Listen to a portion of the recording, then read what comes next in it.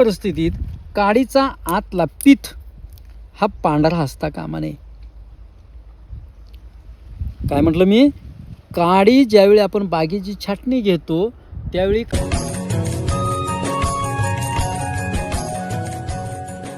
नमस्कार द्राक्ष बाजार बंधूंनो, मी विजय कुंभार, तासगाव, यश ॲग्रो लॅब.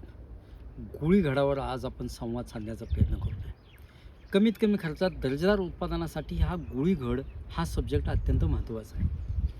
अजून गुळीघडाला अवकाश आहे, अजून काड्या भरायच्या आहेत, त्या काड्या पिकायच्या आहेत, त्यानंतर आपण छाटणी घेणार. छाटणी घेतल्यानंतर पुल्डिंग झाल्यानंतर मग त्यातून जे बंच येईल त्यावेळी गुळीघड बागेत होतो, असं बागायतदारांचं म्हणणं आहे, अनेक जणांचं म्हणणं आहे.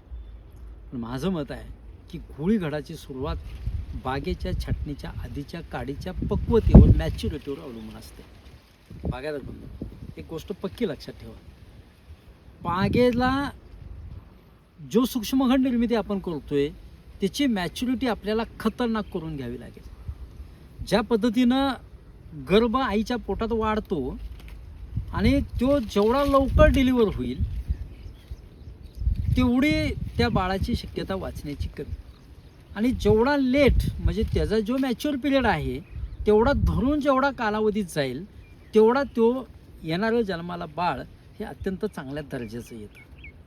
बागायतदार बंधू, ह्यात एक गोष्ट आपण शिकण्यासारखी आहे की जी काडी आपण तयार करतोय ती काडीचा मॅच्युरिटी अत्यंत आपल्याला खतरनाक मिळाली पाहिजे.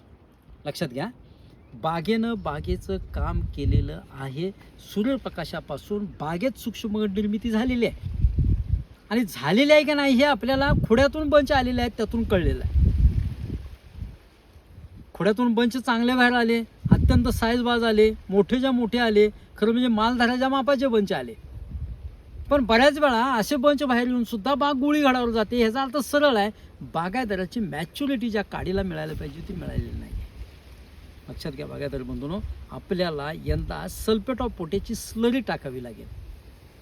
जरी एसओपीचा खर्च कमी होणार असला तरी स्लरी टाकली की त्याचे जीवाणू अत्यंत चांगल्या पद्धतीनं उचलतील. भले स्लरी टाकायची होत नसेल तर फॉस्फरस पोटॅश सोल्युबलायझिंग बॅक्टेरिया म्हणजे KSB आपल्याला ड्रीपमधून द्यावंच लागेल.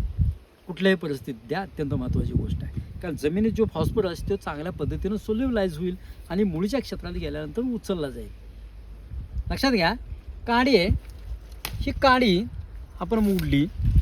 छाटणीच्या वेळी काडी मोडल्यानंतर कुठल्याही परिस्थितीत काडीचा आतला पीठ हा पांढरा असता कामा नये. काय म्हटलं मी? काडी ज्यावेळी आपण बागेची छाटणी घेतो त्यावेळी काडी हिथंपर्यंत सपकेन आहे, समजा सपकेनला हिथं आपण हे सपकेन आहे, हिथं आपण बागेची छाटणी घेणार आहे, तर हिथं काडीचा पीठ आतला हा अत्यंत डार्क ब्राऊन रंगाचा पाहिजे, डार्क ब्राऊन रंगाचा पाहिजे. आणि ती काडी तिथं मॅच्युअर झाली असेल तरच बागेची छाटणी घ्यावी, अन्यथा बागेची छाटणी लांबवावी. लांबवल्यानंतर काय स्प्रे घ्यायचे आहेत ते मी त्या काळात तुम्हाला सांगतो. आत्ता त्या स्प्रेची अजिबात आवश्यकता नाही, कारण बऱ्याच वेळा बागायतदार भीतीपुटी त्यावेळी सांगायचे जे स्प्रे घ्यायचे आहेत ते आत्ताच घेऊन बसतात. ह्यासाठी ते स्प्रे मी आत्ता सांगत नाही.